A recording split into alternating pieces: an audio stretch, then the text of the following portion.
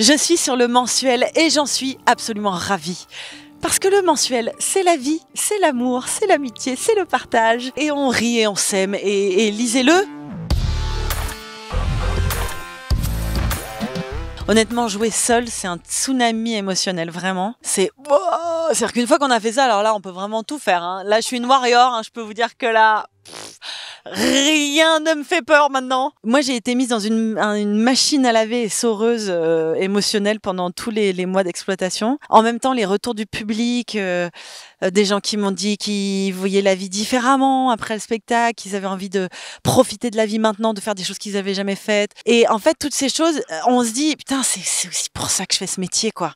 C'est-à-dire que ça a vraiment du sens. Là, on est vraiment dans le sens de l'art, du questionnement, de ce que ça ouvre, les portes que ça ouvre chez les gens. On est très très loin d'être futile, inutile. Là, on est sur l'art, dans ce que je trouve le plus important. Véhiculer des choses, des messages, partager, et d'être seul et de faire passer ces messages de vie, même si je parlais de la mort, et d'espoir, je trouvais ça, et même à un moment quand je le jouais là à Avignon pendant les élections, j'avais l'impression de jouer un spectacle politique. Je parle quand même encore une fois aussi de la Shoah, et je parle d'un devoir de mémoire, du fait de partager de l'amour, de qu'est-ce qui est important dans la vie, de pas s'arrêter aux choses négatives et tout ça. Il y avait des phrases que je disais qui avaient vraiment un autre poids, un autre sens complet. En fait, quand on parle de la vie, au sens noble et large, ça s'applique à tout, quoi. Et les gens, en plus, s'arrêtent à des choses différentes. Il y a des gens qui retiennent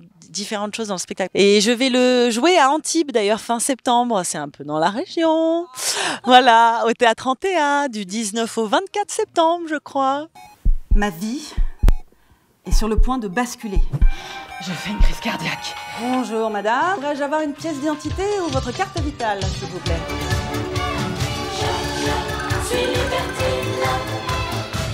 Quelques semaines après ma crise cardiaque, on se marie. Wouhou! Vous aimez les raisins? Je fantasme de m'allonger sur une plage des Caraïbes. Quelqu'un est déjà allé à Prague? C'est une visite pour aller visiter un camp de concentration. J'adore Nicolas. C'était la deuxième fois qu'on travaillait ensemble. Nico, si tu m'écoutes, je t'aime. Voilà, en fait. Comme c'est un super acteur, c'est vraiment un super acteur. On a cherché ensemble, en fait, c'était la première fois qu'il mettait en scène ce genre de spectacle qui était un peu hybride. Ça commençait comme un stand-up, puis on allait vers des choses beaucoup plus profondes. Et donc, on a cherché la forme. Et ce qu'il me disait tout le temps, c'est ne coupe jamais le fil. Ne coupe jamais le fil avec le public. Ne pars pas dans ton truc. Tout le temps avec nous, tout le temps avec nous. Ça m'a tellement aidée. Puis il m'a dit cette phrase magnifique que je retiendrai toute ma vie. Il m'a dit, tu n'as pas besoin de sourire pour être intéressante. Parce que je souris beaucoup, hein, comme vous pouvez voir. Je souris peut-être certainement aussi parce que je me dis que c'est un peu aussi une coque de protection, une espèce de barrière, un truc. Et là, il avait envie que j'ouvre toutes les barrières. Je me suis mise à chialer comme une madeleine. On s'est pris dans les bras l'un de l'autre. C'était aussi une thérapie, hein, cette pièce. Je vois des corps sans visage s'envolant vers le paradis. J'avais pas couru autant de kilomètres depuis des années. Youhou! Devinez qui est en train de récupérer son corps de rêve? Je suis toujours là. Vivante.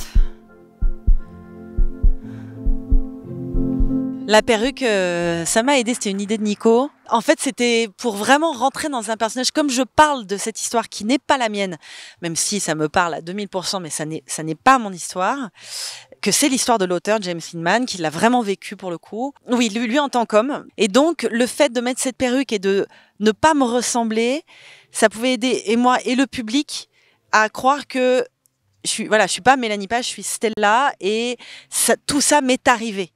Parce que en fait, dès le départ, je parle de ma femme, je montre des photos de ma femme. En fait, pour croire que je suis mariée à une femme, alors qu'il y a quand même beaucoup de gens qui savent que je ne suis pas mariée à une femme.